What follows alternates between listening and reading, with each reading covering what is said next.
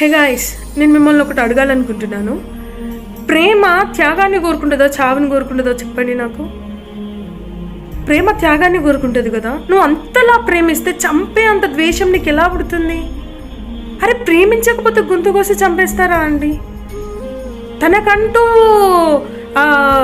Feelings అనేటివి ఉండవా?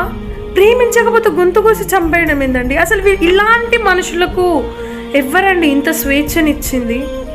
అరే, భారతదేశం స్వాతంత్రం వచ్చిందంటే నరకడానికి స్వాతంత్రం వచ్చిందా అండి?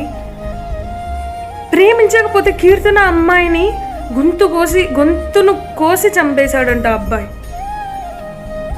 అసలు ఎందుకు? ఏం జరుగుతుంది సమాజంలో? ఎవ్వరు ఎందుకు రియాక్ట్ అవ్వట్లేదు ఇలాంటి వాటి మీద?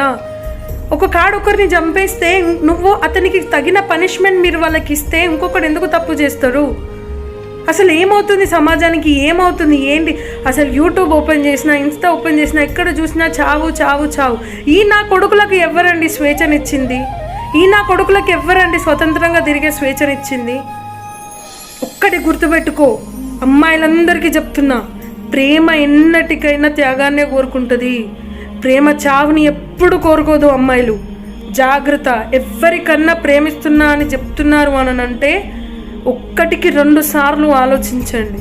ప్రేమ ఉన్మాదులుగా మారే ఛాన్స్ మీరివ్వచ్చు, వారి ద్వారానే జరగవచ్చు. దయచేసి ప్రతి అమ్మాయిలు కేర్ఫుల్గా ఉండండి. కన్న తల్లిదండ్రులకు కన్న పేగును దూరం చేయకండి.